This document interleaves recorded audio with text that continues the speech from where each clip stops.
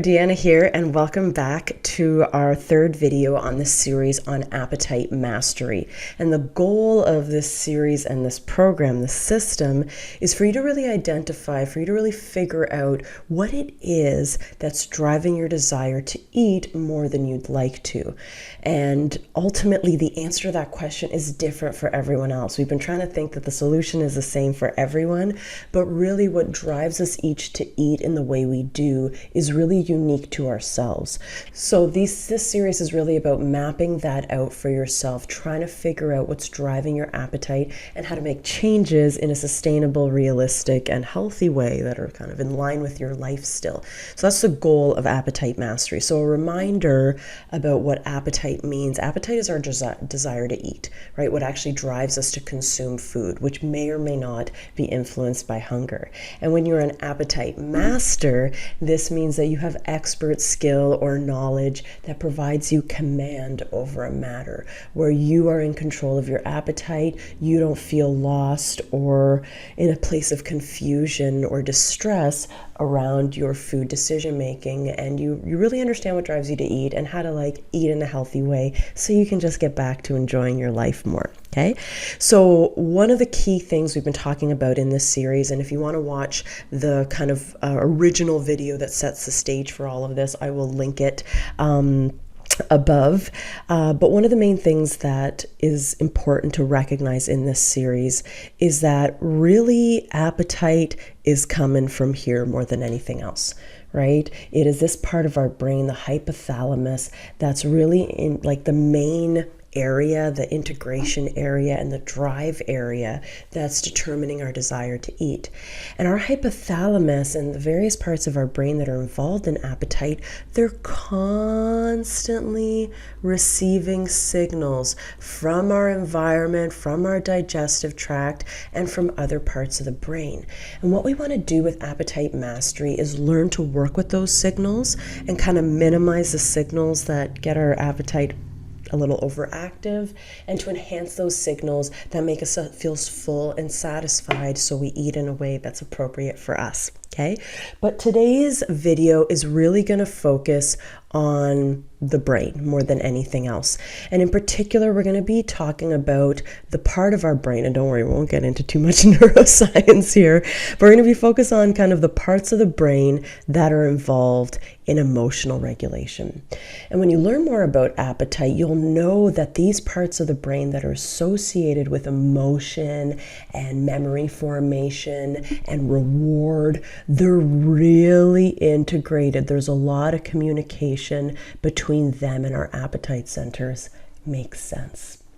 And the reason some of us want to eat sometimes, even though we're not hungry, is there's an emotional trigger. There's something coming up for us that perhaps we don't know how to cope with. We haven't gained the proper skills yet to cope with it. So we want to feel differently, so we run to food to feel that way. And it really makes sense. There's no judgment with all of this stuff. It really makes sense because food is inherently rewarding and it feels good to eat. So if we don't feel good, we might go to food to eat. Okay, so that's what this concept of emotional peace, emotional mastery is really about. And it is one of these 5 pillars of appetite mastery, which quite honestly all work together, right? Emotional peace, what's really important to help that is to really be able to watch our thoughts and get aware of what's going on in our mindset. Sometimes our relationships can affect our emotional peace, our environments as well, and actually even what's going on in our body as well can affect our emotional peace. So in this video, what I really want to do is give you a bit of an overview of how emotions can drive our appetite, but I'm all about solutions, right? What can we do about it? What can you actually do so you feel more in control of your emotional eating? So you get back to just eating because you want to and eating because you're hungry. And you don't take up all that extra space in your brain that you're devoted to worrying about your emotional eating, emotional regulation, and your overactive appetite, which you may have. Okay, but it's important to realize with appetite mastery that everyone is different. And this might be what's driving your appetite, but it might be something else for other people. And that's why there's these 5 really scope areas that we focus on, because each of them plays into it. Okay, so none of it kind of happens alone. And the great thing about appetite mastery is it's really about you getting back to being you. It's really about you getting back to enjoying your life more and to take away all that mental space you devote to worrying about food, worrying about your body, fretting about what you're going to eat or not eat, or when you can eat and when you can't eat, but just like getting rid of all that noise so you can get back to living your life and shining like you're so good at doing. Okay, so that's what this whole thing is about. So the question that's really driving this particular presentation is, are your emotions driving your desire to eat? And you might want to stop this video and do some journaling. Journaling is a powerful process of connecting with yourself and figuring out what's really going on. And you might want to just reflect on this question a little bit before we move on as well. And if it's not emotions that are driving your desire to eat, maybe check out one of my other videos that might identify what are some other things that are driving your desire to eat more than you'd like to. So are your emotions driving your desire to eat? Now, whenever I think of this concept, I think of my senior level obesity course that I teach at Simon Fraser University in Canada. And I'd ask my students, what does your appetite feel like? What does it feel like when you want to eat, but you're not hungry, right? What is that? What's going on? And you might want to reflect on that for yourself as well. And I had one student say, and I thought it was so brilliant, they said that it feels like a desire to feel a different emotion. So that we might seek out food, not because we're physically hungry, although of course that's part of why we seek out food, but sometimes we seek out food not because we're hungry, but because we want to feel different. Because we want to escape the present moment. Because something is coming up for us, whatever that might be, that we don't know how to face and we don't know how to deal with. And there's no judgment with any of that because we haven't been given the tools for any of this. No one gives you a manual for your life. They're just like, go on and deal with, all the complex things you've gone through. Maybe you've gone through some trauma in your life. Maybe there is an unsettled feeling in yourself, perhaps of unworthiness, which is something that I've dealt with most of my life. There's often something going on in our emotions, the way we feel, what comes up for us is our body trying to communicate that with us. Hey, something's up. It's like, look at this thing. Look at this thing that you're trying to avoid, which we're all really good at avoiding. Okay? So why we turn to food in these situations is that there's an inherent and quick rewarding value of food. Okay? A lot of this appetite regulation is integrated with the reward system in our brain as well. The same reward system that's implicated in drug-seeking behavior, right? That we see, shifts in individuals that perhaps have a dependency with heroin or cocaine or other drugs. Now, why? If you look at individuals that, do end up with drug dependencies, there's kind of a universal thing that's typically going on, which is that they've not had the best circumstances, right? And not always. Everyone is different in why they seek out substances or other distractions. But it's often that we're trying to escape. We're trying to escape from our feelings. We're trying to feel something or feel nothing. And that's what we sometimes do with food as well. There's debates right now as whether food is actually addicting. I side on the side of, yeah, it can be addicting to some people. It's a coping mechanism for some people. And again, I can't say this enough, there's no judgment with that. But accepting and realizing that that's how you're using food is a really important part of reprogramming that, okay? So it's important to note there that when we seek out food for a reward, we're never really seeking out vegetables or fruit. It's typically really very processed foods, very sugary, sugar fat bombs is what we're typically seeking out because those are so rewarding to us. But the question then is, how do we reprogram this? How do we get to a point where we're not seeking out food to help us deal with emotional things that are going on? Okay, so something that's important to realize is that our emotions are there to guide us. They do not define us. They are not who we are, but they help us figure out what's going on. What, again, are we avoiding? What are we not dealing with? What is like painful? And that's why one of the suggestions I have for how to deal with emotional eating really has to do with seeking out professional help if that is available to you and that is a place that you're at right now. Because especially if we're talking about deep down traumas, and there's all sorts of things that can cause trauma. They don't even have to be like war or a really significant negative event in earlier life, right? Smaller things can cause just deep trauma, deep feelings of unworthiness, deep feelings of not belonging, all these things that are so common in humans that we, turn to other things to avoid. So really a professional can perhaps help you get to the bottom of that if it is quite larger than some of the other recommendations that I'm going to make, okay? But here we go. Here are my 10 recommendations for how to minimize emotional eating and to feel more emotional peace, a key part of appetite mastery, okay? So as a key starting point, you need to know that you are worthy. You are worthy of feeling good in your body. You are worthy of feeling good in your skin. You are worthy of showing up wherever you want to show up, right? As yourself, you are worthy of being yourself. You are worthy of existing here. You are worthy of love and acceptance and belonging, right? And you are worthy of the peace that comes from emotional clarity and good coping mechanisms that are around our emotions. So know that you're worthy of it first, because if you don't think you're worthy of it, it's going to be a lot harder for you to wrap your head around why you're doing this. Okay, so you need to know that you deserve to change and that you can change. And that you can find emotional peace. I don't care where you're starting from. There is an improvement in emotional peace that can come for you, and it could feel fantastic.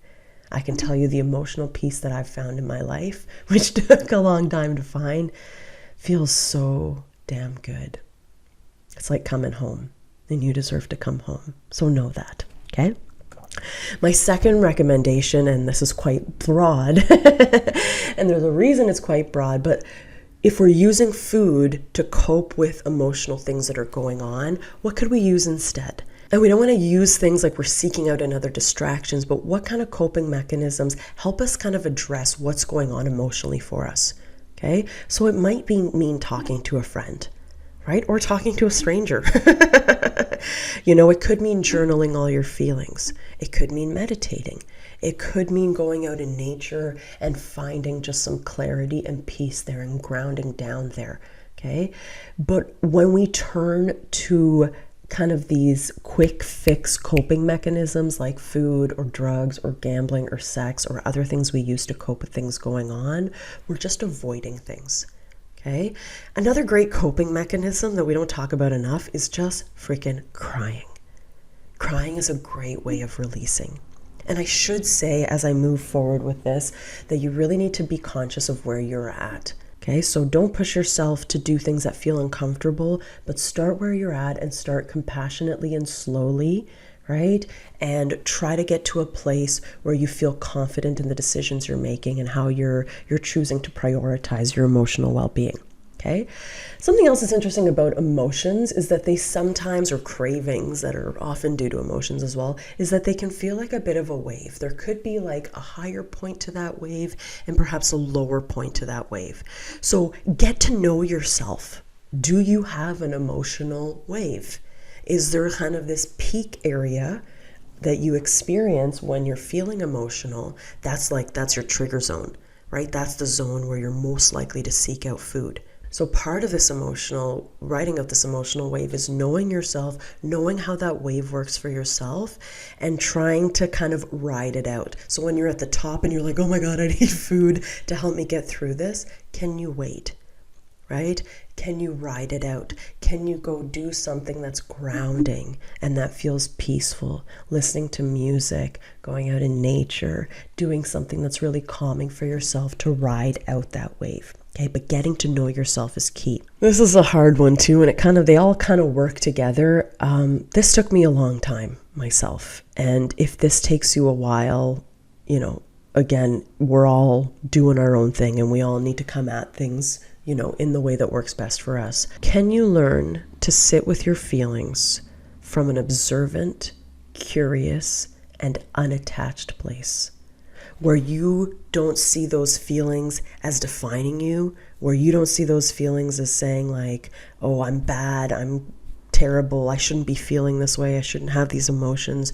Can you just see them? What's happening for you, right? So for me, I had an experience a few weeks ago where, I was in a kind of an emotionally charged situation that I ran away from.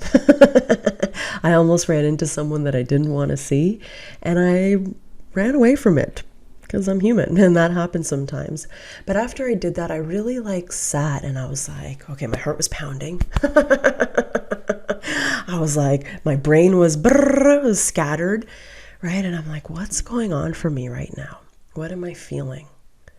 Instead of I shouldn't be feeling this way, or blaming the other person for whatever else, or however else I could have judged that moment. What's going on? How am I feeling? Well, my heart rate's up. So this is obviously something that I see as important or that needs my attention. And that's why I'm feeling this way. Okay. Can I calm myself down? Can I feel more relaxed? What is the lesson here? What is my body trying to tell me right now? Right? And so, I came to my own conclusions about that, really empowering conclusions about that. But instead of running away and feeling distressed for the rest of the day, because that's what happens sometimes, you have an emotional experience and then your whole day is shot, can you just sit and look at it and ask yourself, what's the lesson here? Okay, this takes work, but it's really effective when you can learn how to do that. Okay. And again, this is all related. Pause, take note of what you're feeling and where the feeling is coming from. And again, that moment I just told you about, what I did as, my husband was driving away from where we were, I was like, okay, wow, I feel intense right now. I feel super intense right now. Where is it coming from? Right? And I find for me, most of the feelings, when I feel them, they're coming from around my chest area, right? Some would say their heart chakra as well. That's where these feelings are really centered for me. For other people, they might feel like they're coming from, a gut area, right? Or somewhere else in the body. Can you see the feeling and just look at it, pause, and ask what's up? Ask your body what's up. Ask yourself what's up. Why am I feeling this way? Right? And again, this takes work. And again, working with a professional can help you do that. But it can be really effective to help you, deal with these things that are going on. Right? And in that moment, what do you need when you're having an emotional situation? We don't ask ourselves what we need enough. And we know we want to feel different. And we have the answers. I'm convinced that we have all the answers within ourselves. Sometimes we just need to help bring them out. But ask yourself, what do you need? Why am I feeling this way? What do I need in this moment? I need food. Okay. Right? Do you need food? Or what is this emotion trying to tell me? What am I feeling? What do I need? What's going to help me feel more at peace? Right? And in the moment, as an example I keep giving you guys, in that moment where I felt really emotionally driven, I did ask myself what I was feeling, and I was feeling nervousness, I was feeling anxiousness, I was feeling the weight of kind of everything that was associated with the person that I was trying to avoid, right? And I asked myself, what do I need? And what I realized in that moment is that I needed to feel more calm and calm myself down and tell myself it was going to be okay. And that the next time I needed to not run away from it. That's what I needed in that moment. So what do you need in your moments, right? Ask yourself and then, journal about it, reflect on it. Okay, and again, all a process. Okay, part of finding emotional peace is finding times to be emotionally peaceful all the time, as much as you can.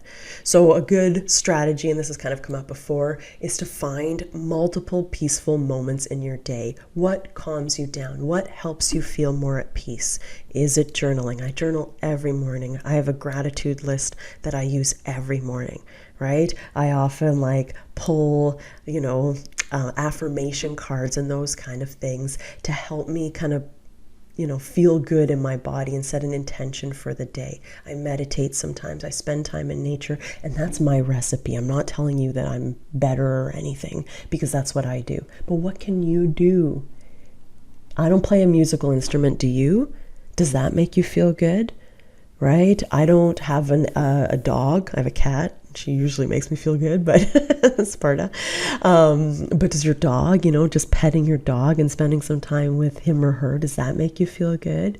Right? You are allowed to feel peaceful.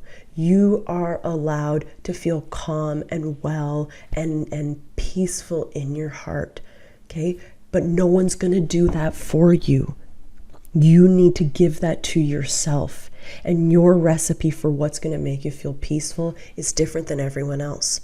So stop looking outside of yourself. Ask yourself, what do you need to feel good? What grounds you? What makes you feel alive? And when you do something that does ground you, that does make you feel peaceful, that does make you feel good, take note of it.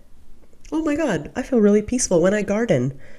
I feel really peaceful when I walk my dog, right? I feel really peaceful when I water my plants.